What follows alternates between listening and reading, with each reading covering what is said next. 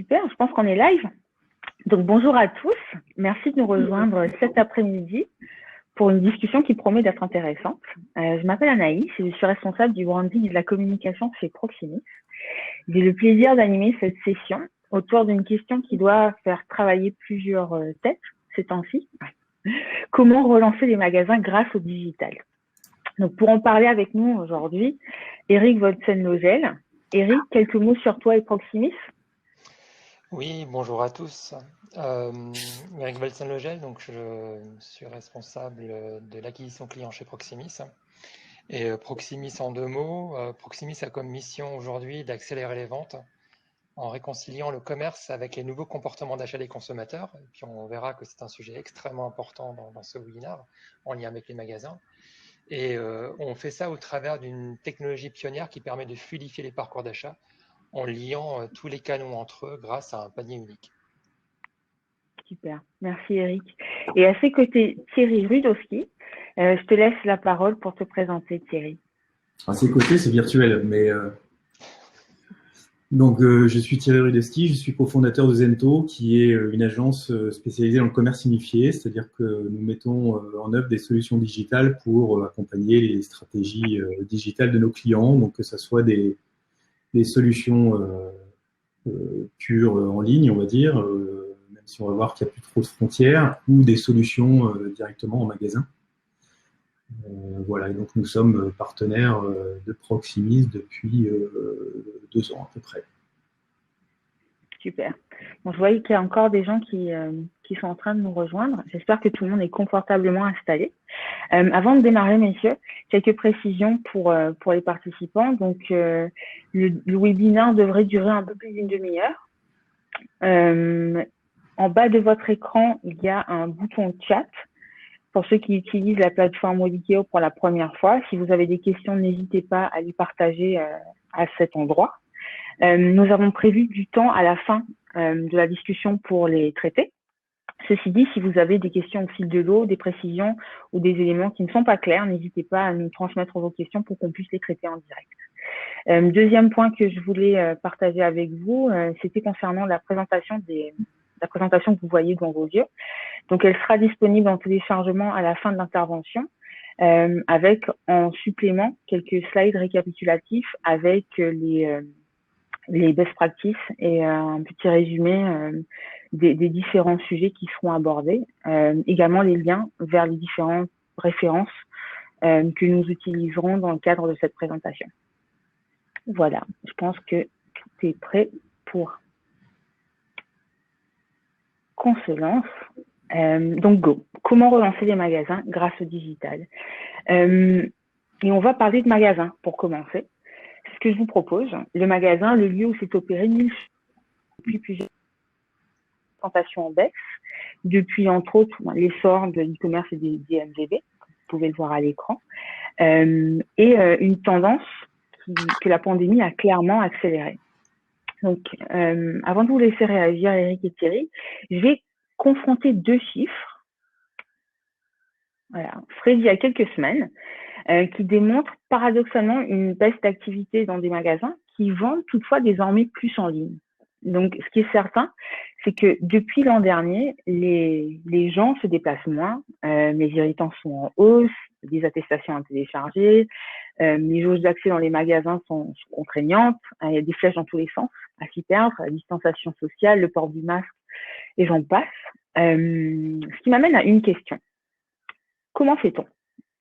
Eric, comment le magasin peut-il rester proche du consommateur dans un contexte pareil? Eh ben, la bonne nouvelle déjà, c'est que même quand les magasins sont fermés aujourd'hui, les consommateurs vont quand même se tourner vers les sites web des enseignes qui ont des magasins. Et le chiffre effectivement que tu présentes, Anaïs, c'est très intéressant. Le deuxième, c'est que la croissance en fait des ventes en ligne pour les enseignes et magasins en 2020 était beaucoup plus forte que la croissance des ventes en ligne tout court. Ça veut dire que on ne peut pas dire que l'année dernière, les fermetures de magasins ont profité aux pure players, c'est-à-dire les marchands qui ne vendent qu'en ligne. Les premiers qui ont profité l'augmentation des ventes en ligne, ce sont les enseignes qui ont des magasins. Et ça vient, en fait, ça rejoint l'analyse qu'on doit faire du comportement d'achat des consommateurs qui veulent toujours aller en magasin. Donc la bonne nouvelle, c'est qu'on cherche toujours à aller en magasin. Sauf qu'il y a un réflexe digital qui consiste à préparer, dans un parcours d'achat, à préparer sa visite en magasin en utilisant le digital. Alors effectivement, quand les magasins sont fermés, c'est le digital qui va remplacer en partie ce qui n'a pas pu être fait dans un magasin. Mais il faut bien retenir d'abord, c'est qu'il y a un réflexe digital et que même quand je veux aller acheter un produit en magasin, même quand le magasin est ouvert, je vais passer d'abord par un dispositif digital qui est tout simplement le site web. Je vais chercher, je vais me renseigner et je vais préparer ma visite en magasin. Et cette visite cette préparation consiste à trouver des informations, me renseigner sur les produits qui sont en vente actuellement par l'enseigne. Est-ce que ces produits-là sont en stock dans les magasins? Est-ce que je peux les trouver justement dans le magasin dans lequel j'ai l'intention d'aller? Où est-il précisément en termes de localisation? Est-ce qu'il y en a d'autres autour de chez moi? Quels sont les horaires d'ouverture? Donc tout ça, ce sont des choses maintenant qu'on fait assez naturellement. Et on le fait naturellement, pourquoi? Parce que tout le monde a dans la poche un petit appareil qui est un smartphone, qui est aujourd'hui un énorme outil de consultation d'informations. Et par ailleurs, chez Proximus, on fait aussi des études là-dessus pour voir quel est l'usage. Mais on voit que c'est un énorme outil et un réflexe en termes de consultation. Et on le fait même dans notre vie de tous les jours avec n'importe quoi. Aujourd'hui, avant, quand on allait dans un restaurant, et demain, quand on retournera dans un restaurant, la réservation se fait maintenant via des plateformes, via notre téléphone. Il est rare qu'on appelle le restaurant directement. Et beaucoup de services aujourd'hui, beaucoup d'achats ou beaucoup de choses qu'on veut faire dans le monde physique passent par le digital. C'est pour ça que je parle d'un réflexe digital qui concerne aussi les magasins. Et on a des chiffres par rapport à ça, puisque on a vu des études, et c'est un phénomène qui était déjà là avant la Covid, qui peut peut-être se renforcer avec la Covid, mais on sait déjà que 8 visiteurs sur 10 de magasins sont passés en ligne, ont fait des recherches en ligne, ont cherché des informations en ligne avant d'aller en magasin. Donc là, le réflexe digital, il est présent. C'est énorme. C'est énorme. Ça veut dire qu'aujourd'hui, basiquement, si vous n'êtes pas présent sur le digital, quand vous avez des magasins, vous disparaissez et vous n'êtes pas dans. Vous risquez en fait de vous passer d'un trafic possible, puisque là, on a un digital qui est créateur de trafic en magasin. C'est peut-être contre-intuitif, mais le digital est aujourd'hui un créateur de trafic en magasin. Parce que si je n'existe pas dans le digital, il est assez probable que je disparaisse aussi de des intentions de visite en magasin de la part des consommateurs. Donc il faut le valoriser. Et on voit aussi que ça ne va pas que dans un sens, hein, c'est que aussi le magasin a servi de première intention avant d'aller acheter en digital. C'est-à-dire que les achats en ligne sont aussi fortement influencés par les visites en magasin. Donc les deux éléments sont complémentaires et le digital est vraiment la clé pour comprendre comment on pourra faire venir et se placer pour faire venir des consommateurs en magasin. Et finalement, en voyant ces chiffres, le digital apparaît vraiment comme une porte d'entrée vers le magasin, ce qui est très intéressant. Et d'ailleurs, Thierry, est-ce que vous avez peut-être des exemples observés chez Zanto qui illustrent cette tendance? Oui, alors avant de rentrer dans les exemples, juste prendre un petit peu de hauteur, parce que tout à l'heure on a parlé de commerce unifié. Je pense que tous les deux, aussi bien Proximus que Zento, on parle souvent de commerce unifié. Donc c'est pas pour le plaisir d'inventer des nouveaux termes à la mode et pouvoir rendre des choses un peu différentes, mais le sujet c'est de se dire qu'aujourd'hui on a effectivement le magasin qui peut être un prolongement du digital pur, mais on a également le site web qui peut être un prolongement aussi du magasin, c'est-à-dire que tout est imbriqué. Il n'y a plus vraiment de frontières. On ne peut plus considérer que le e-commerce est un canal à part et qu'il est totalement indépendant du reste. On voit bien qu'aujourd'hui, et la crise l'a probablement montré, les parcours sont de plus en plus mélangés. Les consommateurs ont des besoins qui diffèrent ne serait-ce que d'un jour à l'autre, que d'un moment à l'autre, et peuvent ou doivent piocher une partie du parcours à un endroit ou à un autre. Donc c'est pour ça que maintenant, quand on met en place en fait un site de e-commerce, on sait très bien que on va avoir des intégrations et des implications assez fortes avec ce qui se passe sur les autres canaux, et que ce soit le magasin ou la livraison à domicile ou la réservation ou un certain nombre d'autres choses.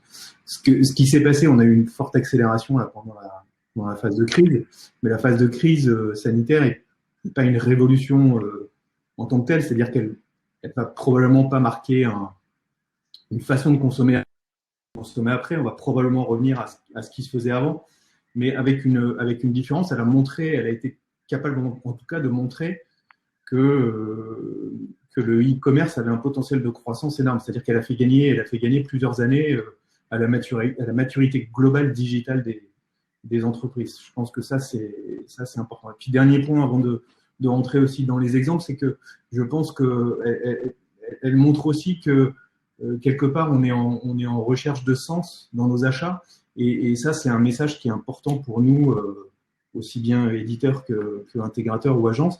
C'est-à-dire qu'on est plus uniquement sur de l'achat de produits et de la visite en magasin. On va tous revenir au magasin avec beaucoup de plaisir de toute façon une fois que cette crise sera terminée, je pense. Mais on est en recherche également de sens. Donc ça veut dire que les projets, ça c'est un autre sujet, mais qu'on intègre de plus en plus dans les stratégies digitales de nos clients. C'est-à-dire qu'on cherche aussi à réduire des impacts environnementaux, des environnements sociaux, des environnements sociétaux, qu'on est obligé aussi de prendre en compte dans les différents sites de e-commerce ou dans les stratégies digitales qu'on met en œuvre. Et voilà. Donc pour descendre un petit peu sur les exemples, parce que l'idée c'était d'être un petit peu concret dans cette présentation et pas uniquement survoler bien évidemment des généralités, donc pouvoir donner des choses qui peuvent servir à tout le monde. Moi, je voulais illustrer le fait que on a un certain nombre de clients qui sont des magasins qui pourraient se dire finalement moi dans mon commerce, dans mon secteur d'activité, on est de toute façon obligé de venir faire l'achat en magasin. Donc c'est le cas par exemple des opticiens. On travaille avec un certain nombre de chaînes d'optiques, mais on travaille avec Afflelou, on travaille avec Atoll, on travaille avec Carrefour Optique, avec Leclerc Optique. Et on pourrait se dire, après tout, le digital, moi, à partir du moment où un client est obligé de venir chez moi pour finaliser la vente, parce que de toute façon, il va falloir lui appliquer une correction sur ses verres, il va falloir lui monter les verres, il va falloir interagir avec sa mutuelle, etc. Toutes des choses qui peuvent se faire, on le voit bien, que uniquement en magasin. Et pourtant, on se rend compte que le digital est vraiment une porte d'entrée très importante et qui a plusieurs objectifs.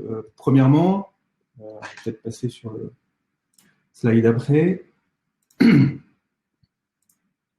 Voilà. Donc, premièrement, dans les magasins d'optique, on est aujourd'hui, quand on rentre dans un magasin d'optique, en général, ou en tout cas pour plus des 2/3 des clients, on ressort avec un achat. C'est-à-dire qu'on va rentrer dans un seul magasin d'optique. Donc, ça veut dire qu'il y a une sélection. Et ça veut dire que le choix, la décision, elle va se faire en amont de la visite en magasin. Ça veut dire que le choix de la porte que je vais pousser à un moment donné, il va se faire parce que j'ai vu un certain nombre de choses qui m'avaient plu sur le digital. Ça, c'est la première chose. La deuxième chose, c'est qu'il y a un certain nombre d'irritants chez l'opticien. Vous allez dans un magasin optique, vous savez que vous allez rentrer pour 1 heure, voire 1 heure et demie, où on va vous faire essayer des lunettes, où on va vous prendre des mesures, etc. Et donc le digital a aussi une vertu qui est de permettre un gain de temps derrière dans le magasin, et donc un irritant en moins, c'est-à-dire qu'on va y passer peut-être une demi-heure au lieu d'y passer avant 1 heure, 1 heure et demie. Et ça veut dire qu'on peut constituer, c'est ce qu'on avait fait par exemple là ici j'ai mis un exemple de ce qu'on a fait avec Carrefour Optique, c'est-à-dire que l'idée c'est je choisis ma paire de lunettes directement en ligne, je remplis mon panier avec 2, 3, 4 paires qui me plaisent. Je vais prendre rendez-vous directement avec mon opticien. Je vais commencer à constituer mon dossier patient avec mon ordonnance, avec ma correction, avec un certain nombre de choses. Et ce qui fait qu'au moment où je vais arriver vraiment dans la boutique d'optique, l'opticien sera capable de s'engager à faire mes lunettes. D'ailleurs, c'est la promesse de Carrefour. de faire les lunettes en 45 minutes.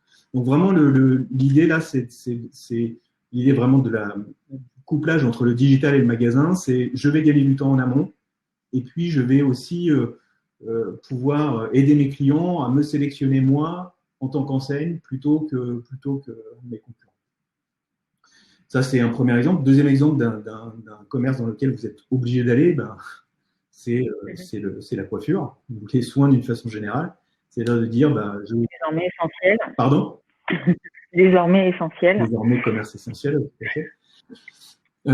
Où on est obligé également de pousser la porte à un moment donné.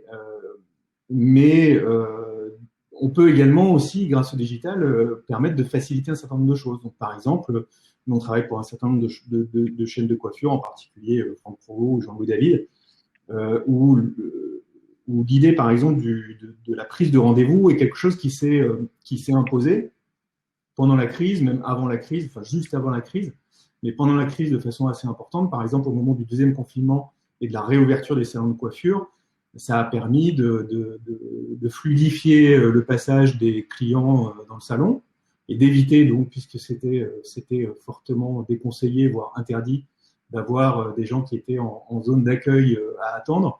Et donc, on a bien vu, en mettant en place sur des applications mobiles la prise de rendez-vous, on a bien vu qu'en amont, peut-être une semaine avant la réouverture, grâce à la réservation en ligne, on était capable déjà de planifier et de fluidifier la réouverture des salons.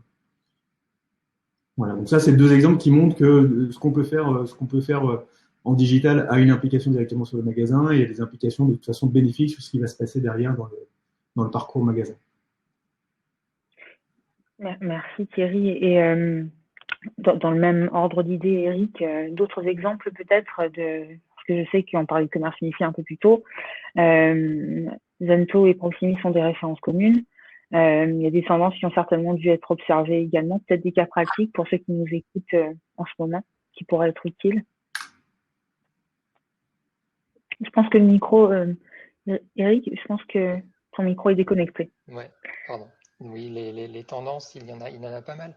En fait, on a vu des choses se dessiner et s'accélérer. C'est-à-dire cette recherche de complémentarité digital magasin pour justement renforcer le magasin n'est pas nouvelle. Ça date pas de la crise de la Covid. C'est une tendance plus ancienne. Et on avait déjà vu l'utilisation du magasin comme un facteur différenciant pour des secteurs, par exemple des distributeurs multimarques, qui doivent lutter contre plus grands qu'eux. On a vu ça dans le jouet, par exemple. Quand vous vendez des jouets aujourd'hui, vous êtes en concurrence. Quand vous êtes une chaîne spécialisée, vous êtes en concurrence avec la grande distribution. Vous êtes en concurrence avec les grandes marketplaces. Vous êtes en concurrence avec, si je cite des noms, des Amazon, des Cdiscount en ligne, avec toutes les grandes surfaces de votre pays. Donc, il faut arriver à se différencier alors que vous vendez le même produit. Et vous le vendez très souvent au même prix aussi, puisque les promos sont à peu près partout pareils, les prix sont à peu près partout pareils, il y a souvent peu de différence. Et donc, qu'est-ce qui va vous différencier en tant que chaîne spécialisée? C'est par rapport au pure player, la présence des magasins et le service que vous pouvez offrir que d'autres ne pourront pas faire. Et donc, des secteurs comme le jouet ont depuis 2-3 ans investi massivement le digital pour faire cette différenciation et faire en sorte que le digital crée du trafic en magasin et apporte des services aux consommateurs pour avoir les produits qu'ils cherchent avec ou sans service, mais en tout cas une différenciation qui leur a permis de continuer à progresser sur un marché extrêmement concurrentiel. Et même de faire des scores très très honorables avant la crise. Et pendant la Covid, ce sont des enseignes qui ont carrément fait beaucoup plus que tous les autres, que leurs concurrents, puisque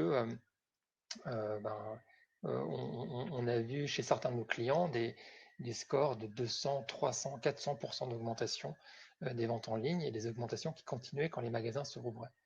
Donc le digital a pour eux été un élément très fort de création de trafic avec des services particuliers comme du click and collect. Et on a vu pendant la crise des nouveaux secteurs s'ouvrir auxquels on ne s'y attendait pas, puisqu'on se dit toujours, il y a des secteurs qui sont des types de produits ou des valeurs de produits qui sont plus aptes au digital, alors que d'autres ne le sont pas. Et on a vu, c'est une référence commune d'ailleurs avec Zento, mais une enseigne comme Stockomanie, qui est un déstockeur de marques, qui a décidé de se lancer fortement dans le digital pour créer du trafic en magasin, alors qu'ils vendent des produits à bas coût. Quand on fait du déstockage, c'est que la différence se joue sur le prix. Et même avec des prix très bas sur des produits où il y a peut-être une faible marge, malgré tout, c'est devenu nécessaire d'utiliser le digital pour créer ce trafic en magasin. Et donc ça illustre bien ce que Thierry disait, c'est que il ne faut plus opposer les canaux entre eux, mais ils sont totalement complémentaires. Et l'e-commerce est quelque chose à décloisonner même pour ce genre de produit, bas prix, faible marge, mais ça fait partie du réflexe du consommateur de commencer par le digital. Oui, que vous avez cité. La complémentarité e-commerce magasin donne vraiment un atout face à ceux qui sont essentiellement présents en ligne, car ils sont mis en capacité de répondre aux attentes des consommateurs aujourd'hui. Complètement. C'est exactement ça. Oui, non, mais c'est intéressant. Et parlant d'attente consommateur, on a tendance, click and collect sont des services qui ont eu le vent en poupe, entre autres, depuis la pandémie. On aurait tendance à penser que de se faire livrer à domicile serait plus facile. Qu'est-ce qui incite finalement le consommateur à se déplacer en magasin? Est-ce que c'est vraiment une attente? Est-ce que ça va vraiment accélérer sa décision d'achat? Eric, qu'est-ce que tu en penses? Le click and collect est très intéressant à étudier par rapport à ça. C'est pas nouveau le click and collect, hein. C'est quelque chose qui existe depuis très très longtemps, mais qui existe souvent sous la forme, enfin, très majoritairement sous la forme de je vous propose de vous livrer en magasin plutôt que de vous livrer à domicile, parce que c'est peut-être plus pratique d'aller récupérer le produit dans un magasin quand vous n'êtes pas chez vous, ou je le fais gratuitement, et du coup ça évite de payer les frais de livraison. Et donc quasiment tout le monde a déjà testé du click and collect sous une forme ou une autre. Dans l'alimentaire, on appelle ça le drive, mais c'est encore un peu particulier. Mais ce qui a changé, ce qui est arrivé massivement, c'est une forme un peu particulière que nous on appelle le click and collect express, qui consiste à utiliser le stock du magasin pour servir le consommateur, et donc de proposer un click and collect qui peut se faire en 1 heure, 2 heures, 3 heures. Et ça, c'est un service que les clients chez Proximis mettent en œuvre depuis longtemps, qui marche très très bien, et qui a eu un gros succès pendant les phases de confinement, puisque beaucoup de magasins ont eu l'autorisation d'être ouverts sous cette forme-là, c'est-à-dire de ne pas permettre de visite dans le magasin, mais malgré tout de proposer un click and collect sur le trottoir. On a appelé ça du drive. Il y a plein de noms par rapport à ça, mais le principe est toujours le même, c'est-à-dire permettre à quelqu'un de commander en ligne, de payer en ligne et d'aller en magasin dans les heures qui suivent, dans la même journée, pour aller récupérer le produit. Et ce qu'on peut noter par rapport à ça, c'est que, c'est une vraie tendance et un vrai besoin, parce que ça ne s'est pas arrêté avec la réouverture des magasins. Ce mode de retrait a continué alors même que les magasins rouvraient. Ça veut dire que ça répond à un besoin, une attente très forte en tant que tel, c'est-à-dire d'aller récupérer un magasin est quelque chose qui a sa place en complémentarité de la livraison. Parce qu'il y a des internautes, enfin des consommateurs, qui vont certainement ne jamais se faire livrer de certains produits ou ne pas se faire livrer systématiquement. Parce que, il peut y avoir un souci de rapidité et que j'ai besoin de mon produit rapidement, ce que la livraison ne me permettra pas forcément de faire. Tout le monde ne peut pas livrer en 2 heures comme certaines marketplaces, et on n'a pas forcément tous les produits même disponibles de cette forme-là. Ensuite, il y a un aspect parfois d'impossibilité pour certains produits. On l'a vu chez certains de nos clients, c'était des produits particuliers parfois qui étaient demandés en retrait en magasin. des produits qui étaient peut-être compliqués à se faire livrer, qui étaient peut-être plus chers à se faire livrer. Il était plus simple de les récupérer soi-même dans le magasin. Et puis, quand on observait l'évolution de ce service après que les magasins rouvrent, en fait, ce service continuait d'être fortement utilisé. Et quand on regardait les chiffres, on voyait que à la réouverture des magasins, le chiffre d'affaires e-commerce bien sûr baissait, mais il était toujours plus important qu'avant. C'est-à-dire que la croissance des ventes en ligne est restée plus importante après la réouverture des magasins. Et cette croissance était équivalente au gain de l'usage du click and collect. Et click and collect sur stock magasin.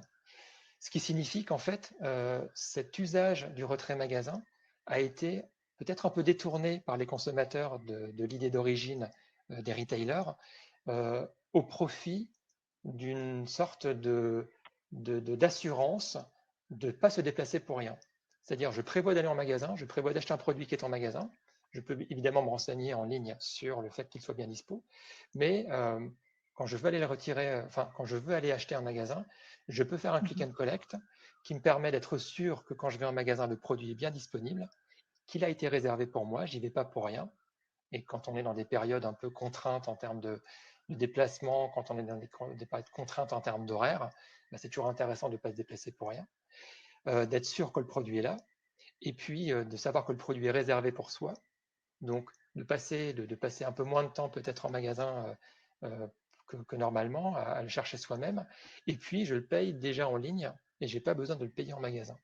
Je n'ai pas besoin d'aller faire la file à la caisse en magasin, je n'ai pas besoin d'attendre pour payer en magasin, je n'ai peut-être même pas besoin de mettre mes doigts sur le terminal de paiement quand le sans contact n'est pas possible.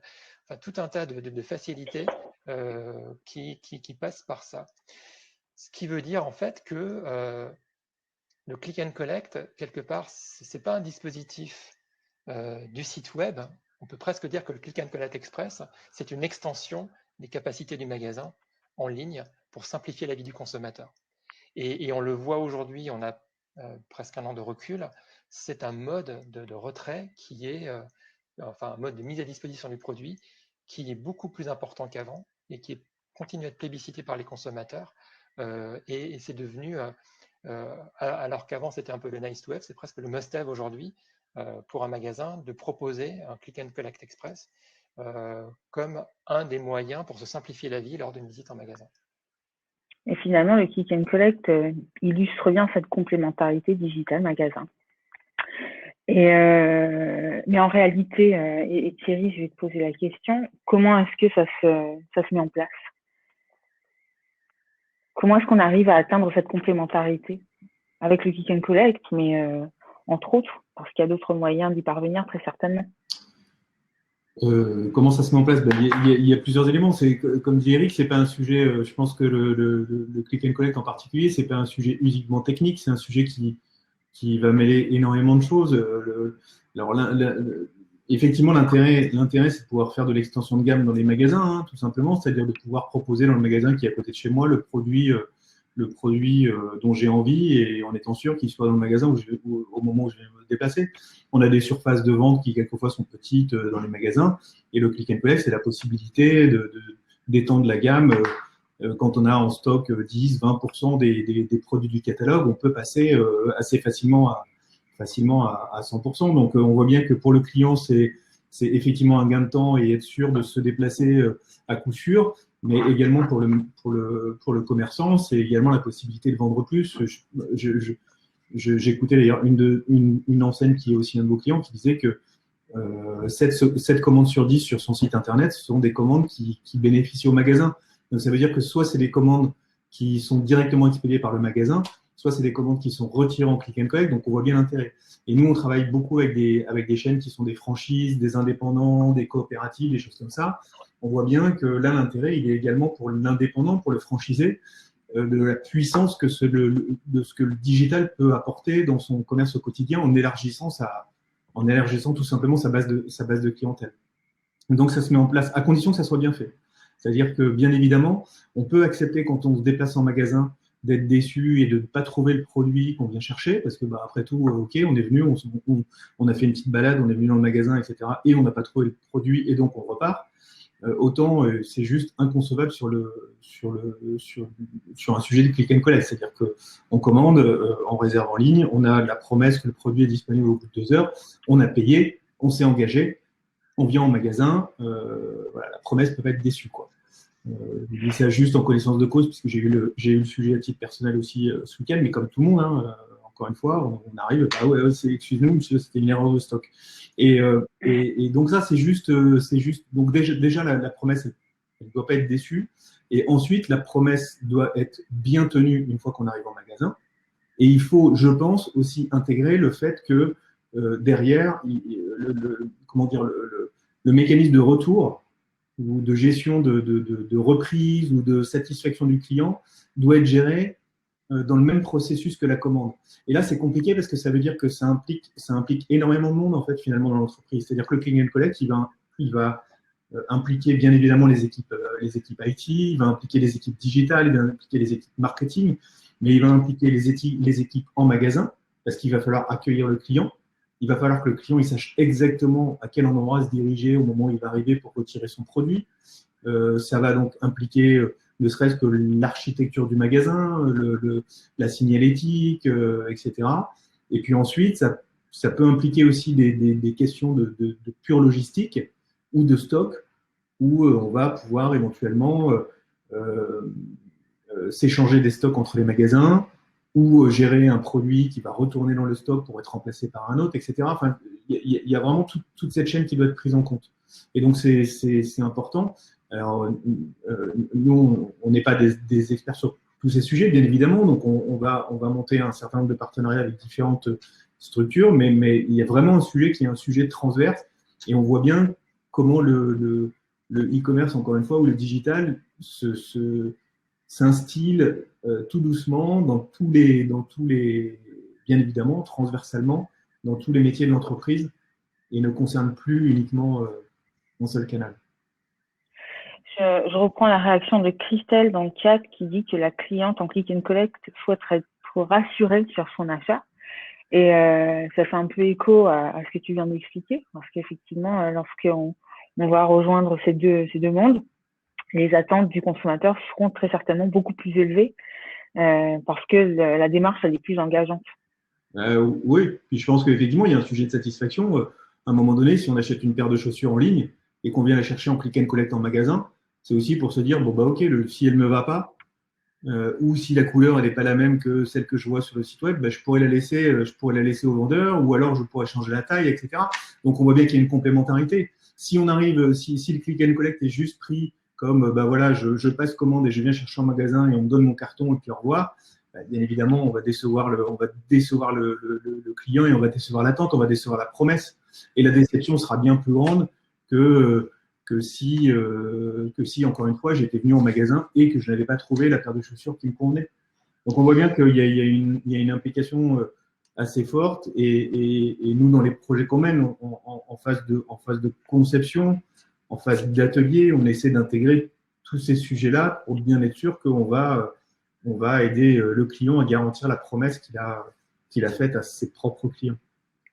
Le click and collect est un très bon exemple de cette complémentarité, parce que c'est un sujet qui est une évolution du site web. C'est un service qui est présent sur le site web, mais c'est un service du magasin pour le consommateur. C'est-à-dire que le consommateur verra ça comme un service proposé par le magasin. Il ne va pas voir ça comme un service du site web. Il va voir ça en tant que consommateur comme un service proposé par le magasin. Et donc, effectivement, comme c'est dit dans le chat, c'est qu'il faut accueillir ce consommateur comme un consommateur du magasin.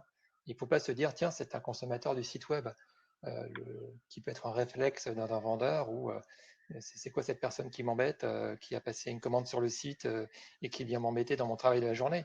Non, c'est vraiment un consommateur qui est un client du magasin et qui a utilisé une simplicité, un service digital pour simplifier la vie de sa visite en magasin. C'est comme ça vraiment qu'il faut le voir. Et si je peux... Tu me donnes la transition parfaite pour la prochaine slide. Je vais juste la passer parce que la première phrase vient résumer ce que tu viens d'expliquer, Eric, le magasin en continuité de l'expérience en ligne.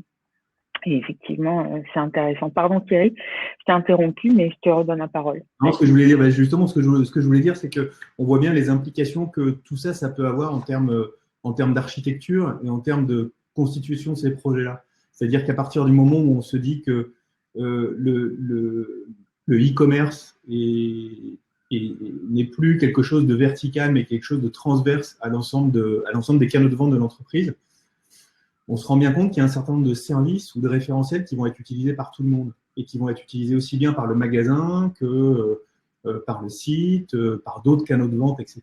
Et on voit bien qu'on a besoin de mettre en place les briques de façon un peu différente. C'est-à-dire que avant, on mettait en place un e-commerce dans lequel on avait un catalogue produit, une base client, qui était la base client d'ailleurs du site e-commerce, hein, surtout pas à mélanger avec les clients du magasin, des stocks qui étaient les stocks e-commerce, etc. Et on voit bien que tout ça, ça doit être sorti maintenant sur e-commerce pour être transverse. Et donc, on va gérer en particulier, on va mettre en place des référentiels qui sont des référentiels communs, c'est-à-dire on va mettre en place, par exemple, un référentiel produit, un PIM, un DAM, pour gérer les produits, alimenter le site e-commerce avec ses référentiels, mais également les dispositifs en magasin, les catalogues en magasin, des tablettes vendeurs, des choses comme ça, pour être sûr que tout le monde a la même information.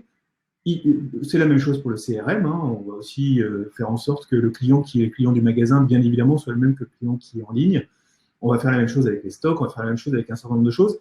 Et on voit bien donc maintenant que finalement, le e-commerce n'est plus un système d'information à part, mais vraiment utilise des référentiels et des briques ou des services communs à l'ensemble des autres briques, et que ce qu'on va mettre en place au-dessus, c'est un certain nombre de front office. Et donc moi, je pense que l'agilité à terme des enseignes, elle viendra dans cette capacité à avoir bâti ce socle et à pouvoir plugger différents fronts en fonction des canaux ou des services qu'on veut adresser aux clients.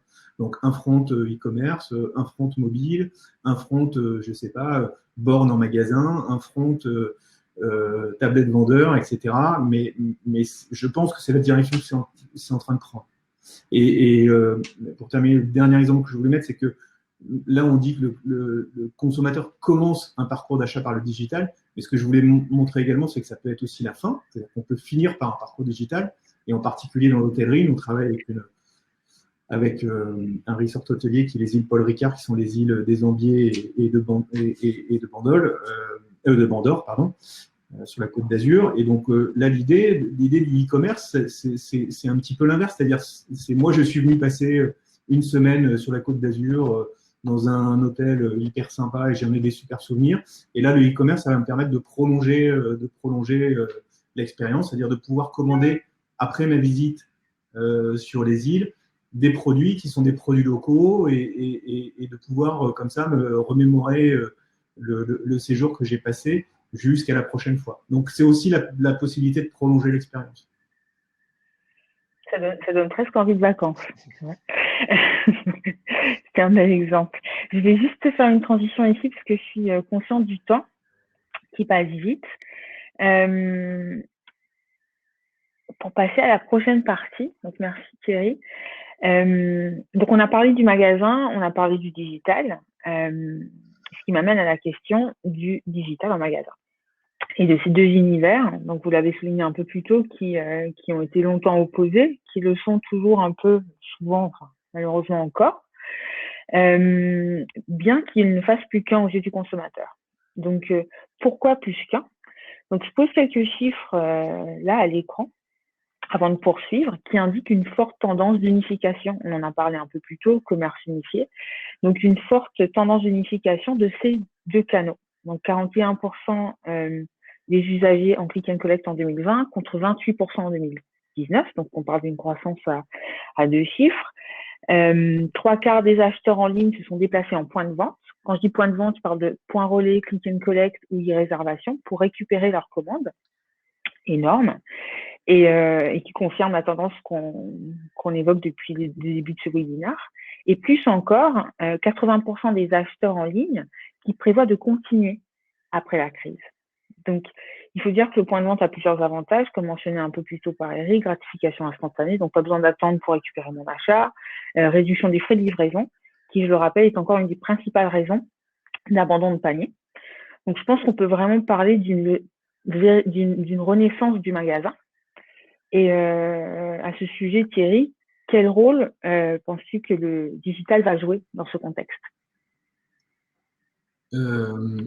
Alors, Renaissance, oui. Alors après, moi, je pense qu'aujourd'hui, il faut être aussi pragmatique, c'est-à-dire que le magasin, il continue à faire, je sais pas, peut-être 90%, ou ça dépend des secteurs, mais enfin, ça reste 90% du chiffre d'affaires d'une enseigne aujourd'hui, hein. Donc, alors, à la différence qu'on voit que cette part de marché, elle est grignotée un petit peu tous les ans et qu'au contraire, la partie e-commerce a plutôt tendance à avoir des croissances à deux chiffres. Donc, c'est sûr que c'est plus facile de valoriser un investissement sur du e-commerce parce qu'on sait que de toute façon, le retour sur investissement, il est proportionnel à l'investissement qui a été fait, hein, d'une façon assez simple.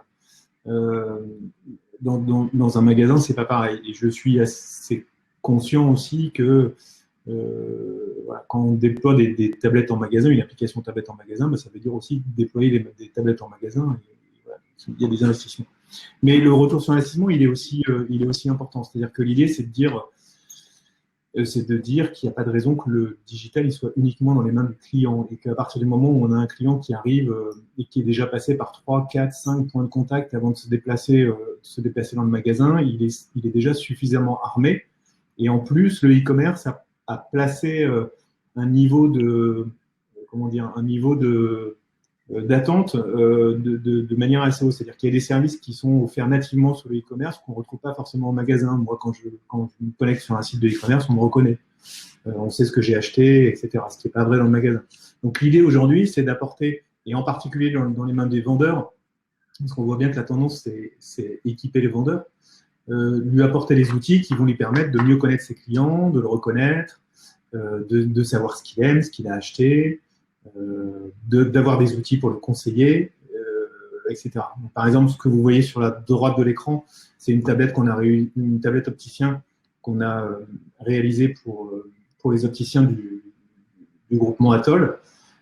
L'idée étant de leur mettre à disposition un certain nombre d'outils qui vont leur permettre d'aider à diagnostiquer un petit peu le client, à le conseiller dans ses achats, et en particulier également surtout de lui valoriser la plus-value sur un certain nombre d'options, et en particulier des verres. Quand vous vendez des verres, c'est difficile de dire à un client voilà l'effet d'un verre à lumière bleue, ou voilà l'effet d'un verre progressif, etc. Et donc là, l'idée, c'était de pouvoir matérialiser ça et de pouvoir démontrer aux clients, grâce à des démonstrateurs de verre, quelle est la plus-value d'un verre teinté, quelle est la plus-value d'un verre polarisé, quelle est la plus-value, etc. Et donc tout ça dans les mains de l'opticien, l'idée étant de lui mettre entre les mains tous les outils qui vont lui permettre de gérer sa vente, de l'arrivée du client jusqu'à jusqu'à l'acte d'achat.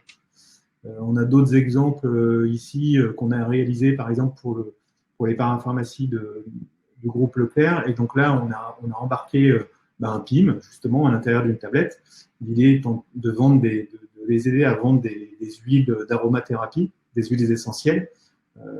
Quand vous achetez des huiles essentielles, vous ne savez pas à quels usages, pour quels mots elles sont destinées. Et donc l'idée, c'était d'avoir un compagnon, un outil de conseil qui va aider les clients. Et donc on voit bien que là, on valorise en fait la gamme.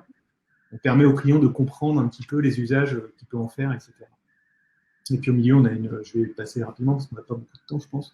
C'est une tablette qu'on a fait pour Jean-Louis David, pour les salons de coiffure. Et donc là, l'idée étant aussi de démontrer aussi d'apporter du conseil aux clients en l'aidant à choisir sa coupe en particulier, et puis en lui amenant quelque chose qui est standard chez tous les salons de coiffure, c'est-à-dire ne serait-ce que la presse numérique et une presse à jour, c'est-à-dire de ne pas avoir le numéro de Paris Match d'avril 2012, mais d'avoir le dernier.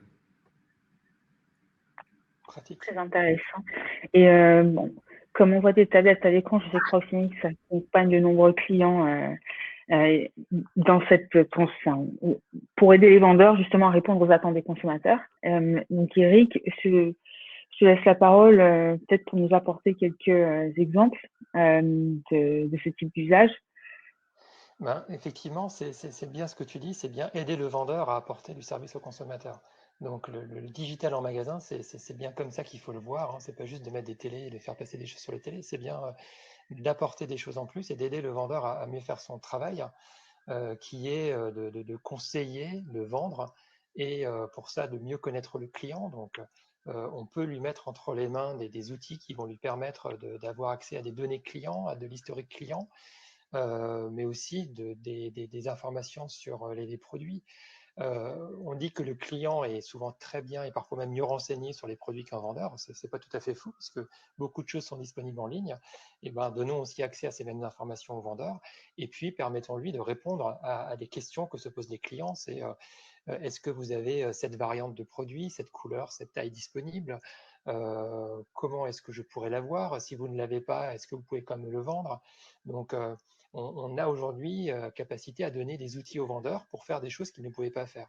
Un produit qui n'est plus en stock, on a des outils qui permettront de vendre des produits qui ne sont plus en stock et de proposer du coup au client un autre moyen de l'avoir. Le vendeur pourra dire, voilà, ce produit je ne l'ai plus, je peux vous faire livrer chez vous, je peux vous le faire livrer ici si vous voulez. Je sais aussi avec mes outils qui est disponible dans un autre magasin qui n'est pas très loin, on peut le réserver, ou je peux même vous le vendre et vous allez le récupérer en click and collect dans notre magasin. En tout cas, un moyen comme ça d'apporter et de compléter ce que le magasin ne peut plus faire. Soit parce que le produit n'est plus en stock, soit parce qu'on ne peut pas vendre tous les produits, parce que la taille du magasin est limitée. Je n'ai pas forcément toute la gamme disponible. On peut faire de l'extension de gamme avec le digital, et on peut arriver du coup à vendre des produits qui ne seront jamais vus et jamais présentés en magasin, de par la place ou de par la taille que prennent les produits. Et le vendeur, malgré tout, peut faire ça. Donc, ce sont des outils qui permettront au vendeur de faire plus. Et donc au consommateur d'être sûr que en allant dans cette enseigne, on aura toujours une réponse en fait. On aura toujours une solution et j'hésiterai peut-être moins à aller dans cette enseigne-là parce que je sais que le vendeur a des solutions pour moi plutôt qu'une autre enseigne concurrente où le vendeur est totalement perdu quand je lui pose une question. Donc ça aussi, ça fait partie des services qui pousseront à aller dans un magasin plutôt qu'un autre. Et on a effectivement des clients qui sont allés, on va dire, qui ont investi très fortement dans cet équipement-là. Je pense notamment à la Grande Récré, qui est une enseigne où les vendeurs sont très souvent sollicités, effectivement, pour répondre à des questions. Parfois parce que je ne sais pas quel jouet acheter ou quel cadeau offrir, ou parfois, au contraire, je sais exactement ce que je veux, mais je ne le trouve pas et je ne le vois plus en stock. Et donc, trouvez-moi une solution, vendeur, trouvez-moi une solution pour ce produit-là.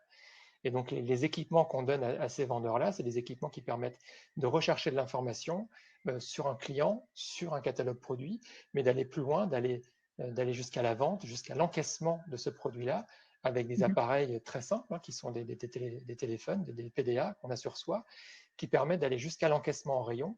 Donc, encore une fois, d'éviter peut-être quelques irritants qui sont le passage en caisse, le fait de faire la file à la caisse, notamment quand il y a des périodes de fort trafic, et de faire tout avec le vendeur dans le rayon et de faire l'intégralité de la vente comme ça, y compris vendre des produits que je n'ai pas. Donc effectivement, j'ai trouvé 2 jouets en rayon, pas de problème, et le troisième, il n'est pas là. Et ben, le vendeur va vous faire un panier unique, va vous encaisser la totalité et vous permettra de vous faire livrer du produit qui n'est pas disponible, ou de le récupérer plus tard dans le magasin quand il sera livré en magasin, mais en tout cas de vous fournir tout ça. Et ce qu'il faut retenir, c'est que ce sont des services qui vont faire à un moment donné la différence pour le consommateur. C'est qu'à un moment donné, à choisir une enseigne plutôt qu'une autre, je vais me tourner vers une enseigne où je sais que j'aurai un service et où je sais que je n'irai pas pour rien là-bas et on aura une solution pour moi. Donc ce digital en magasin fera aussi les différences et c'est aussi une des clés qui fera qu'un consommateur vous choisira plutôt qu'une autre enseigne concurrente. Et comment est-ce qu'une enseigne fait-elle pour toujours dire oui, Thierry? Comment est-ce qu'on fait pour toujours dire oui? Alors, Eric a parlé de panier unique, a parlé de service, mais en réalité, comment est-ce que ça se fait? Comment on fait pour toujours dire oui, c'est ça? Ouais. Comment est-ce qu'une enseigne fait pour toujours dire oui à son consommateur? Mais alors, alors, il y a plusieurs nuances de oui, je pense. Je pense qu'on peut dire oui, oui mais, oui ou, voilà. Mais je sais pas si le sujet. Je pense qu'après c'est des sujets. Alors, il y a des sujets bien évidemment, il y a des sujets techniques, il y a des sujets d'interconnexion, de gestion des différentes commandes. C'est-à-dire qu'à un moment donné, si on veut dire oui, il faut être sûr qu'il y a une fluidité derrière dans la logistique qui va permettre à un moment donné de pouvoir tenir cette promesse. On peut dire oui aussi, on peut dire oui à un client en ligne, tout simplement. Donc on peut lui dire oui, mais, c'est-à-dire oui avec un certain délai. Et je pense que les clients sont aussi capables d'entendre un message, encore une fois, à partir du moment où la promesse soit tenue, c'est-à-dire qu'on peut entendre un message qui soit un message modulé, mais à condition de bien tenir la promesse. Et puis je pense qu'effectivement, il peut y avoir des sujets qui sont des sujets magasins, c'est-à-dire qu'on peut dire oui, mais en magasin, oui, ok, non, j'ai pas le produit en stock que vous voulez, mais oui, je suis capable de vous livrer. Et de la même façon, si les outils sont connectés à ce que j'appelais tout à l'heure ces référentiels communs ou ces services communs, qui ne sont pas des services spécifiques au e-commerce ou spécifiques aux dispositifs en magasin, on est capable de gérer cette fluidité. Donc je pense que c'est, en tout cas sur la partie technique, après il y a évidemment d'autres implications qui sont des implications humaines, des implications organisationnelles, logistiques, etc., ou tout simplement des considérations commerciales, parce que à Châteauroux n'a pas le même intérêt que l'indépendant qui est, je sais pas moi, à Rennes. Donc il y a des considérations qui sont des considérations contractuelles, mais après d'un point de vue technique, je pense que c'est un sujet d'urbanisation, quoi. Voilà. C'est un sujet d'urbanisation et c'est un sujet d'organisation du système d'information. Et je pense qu'il faut vraiment réfléchir à ce sujet-là en amont. C'est comment je rends demain mon site e-commerce agile, comment je vais pouvoir le faire évoluer, parce qu'on est vraiment là-dedans aujourd'hui. Personne ne peut dire, bon voilà, moi j'ai mis en place un site e-commerce, je sais exactement ce que veulent mes clients, je sais exactement comment mon site e-commerce doit être construit, et je sais exactement que une fois qu'il sera en place dans 6 mois, j'y toucherai plus jamais. Donc, comme on est tous dans des process d'amélioration continue, on a tous intérêt, pour créer cette agilité et cette réponse à apporter aux clients, à avoir un socle le plus solide possible et sur lequel on va pouvoir bouger des choses les plus simples possibles également, quoi. Bon, ce sont des sujets dont on pourrait parler pendant des heures je vous avoue ne pas avoir vu le temps passer avec vous. Eric et Thierry, je vous remercie pour votre intervention aujourd'hui. Malheureusement, on est arrivé quasiment au bout de l'heure que l'on a prévu de passer ensemble aujourd'hui. Ce que je vous propose, c'est de passer au mot de la fin. Il y a vos coordonnées à l'écran. Donc, pour les participants qui souhaiteraient poursuivre la conversation avec Eric ou Thierry ou les deux, n'hésitez pas à les contacter par email. Vous pouvez les voir à l'écran. Et donc, comme je disais un peu plus tôt au début, une présentation sera disponible en téléchargement juste à la fin de cette intervention. Donc, vous aurez également les coordonnées à portée de main. Eric, avant de conclure et de passer à la partie des questions, on n'en a pas. Alors, j'invite tous ceux qui ont d'autres questions. Alors, j'en ai une en attente, mais pour les autres qui en auront, n'hésitez pas à les envoyer maintenant. C'est le moment ou jamais. Et en attendant qu'elle soit formulée, Eric, est-ce que tu voudrais. Je te laisse la parole pour le mot de la fin.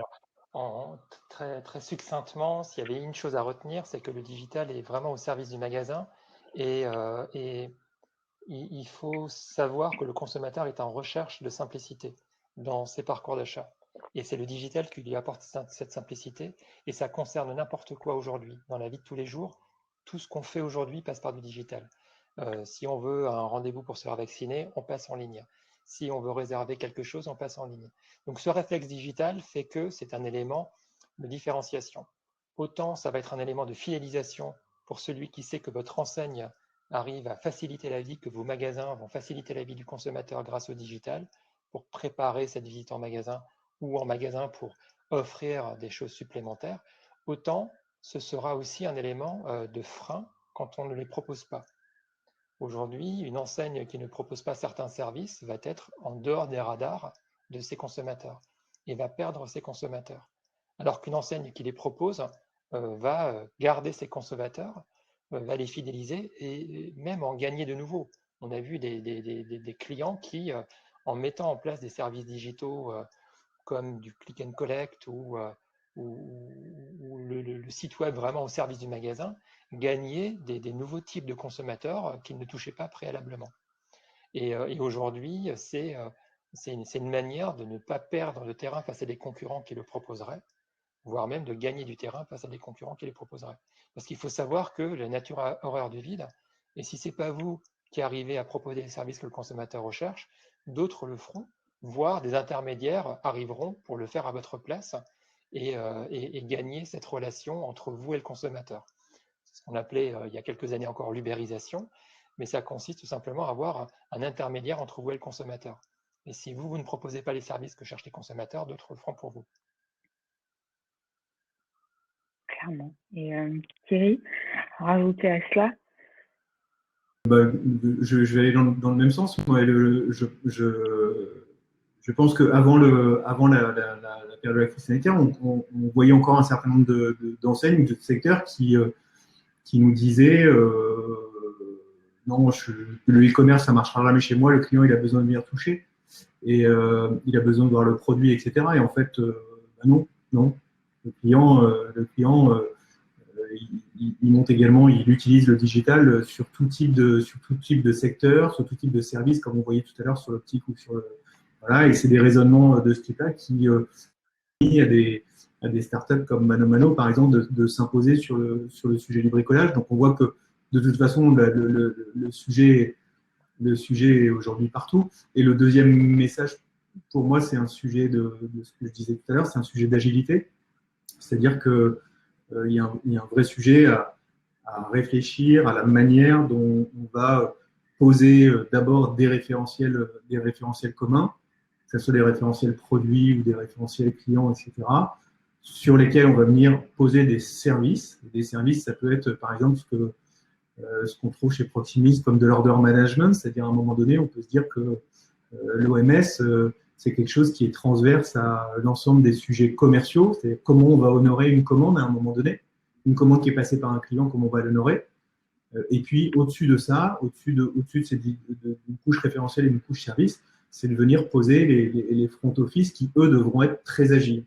C'est-à-dire que ce qu'on pose aujourd'hui sera peut-être plus vrai dans 18 ou 24 mois, ou alors il faudra développer un nouveau canal pour pouvoir vendre sur le e-commerce, pour pouvoir vendre directement au magasin, de pouvoir vendre sur des marketplaces, on n'en a pas parlé, mais c'est aussi un sujet, de pouvoir vendre sur tout type de canaux et pouvoir évoluer rapidement. Parfait. Merci. Merci Thierry. Alors dans le chat, il y a une réaction donc, je vais la lire, et donc qui dit à la place d'un click and collect, à la mise en place d'un click and collect, il faut penser pour l'entreprise à challenger les équipes. Comment est-ce qu'une enseigne fait pour challenger ses équipes? Je ne sais pas qui d'entre vous veut prendre la question en premier. Il y a un aspect de challenge qui consiste à dire, à expliquer le parcours d'achat pour leur dire qu'un consommateur qui aura utilisé le site web pour venir en magasin n'est pas un consommateur online. C'est pas un autre consommateur et l'online n'est pas un ennemi, et que c'est bien un visiteur du magasin, un client du magasin qui aura utilisé un service digital. Et de manière à éviter cette erreur qu'on voit parfois dans les réactions des vendeurs en magasin, de privilégier quelqu'un qui vient faire un achat en magasin versus quelqu'un qui vient faire un retrait de produits click and collect. On n'est pas face à deux consommateurs différents. Il y a des jours où je ferai un click and collect, des jours où j'en ferai pas, et pourtant je veux être servi de la même manière. Et la mauvaise expérience que je vivrai avec un mauvais retrait click and collect, je l'imputerai à l'enseigne globalement et pas au site web ou pas au magasin. Donc c'est bien tout le monde qui gagne ou tout le monde qui perd. Et c'est je pense, ça qu'il faut voir, et c'est ça qui challenge. C'est pas un gain moitié-moitié, c'est soit tout le monde gagne, soit tout le monde perd.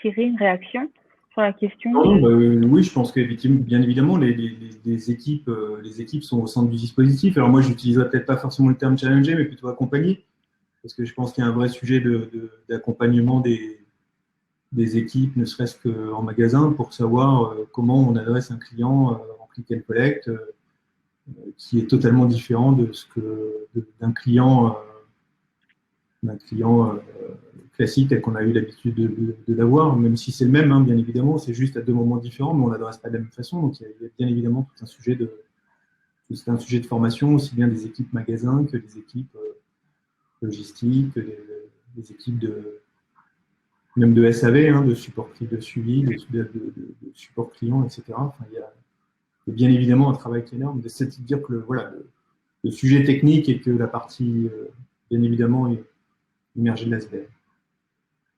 Super, merci. Comme disent les Américains, time is up. On est arrivé au bout de notre heure ensemble. Je pense qu'il y a un document à mettre à télécharger. Je ne sais pas si c'est déjà fait. Mais dans tous les cas, il sera partagé à tous ceux qui seront présents, si vous en faites la demande. Donc, je vous remercie à tous d'avoir répondu présent.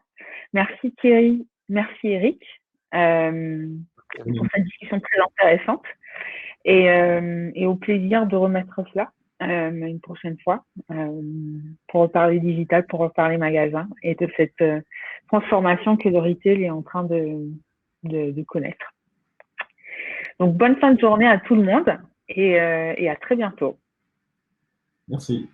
Merci beaucoup. Merci. Au revoir. Au revoir.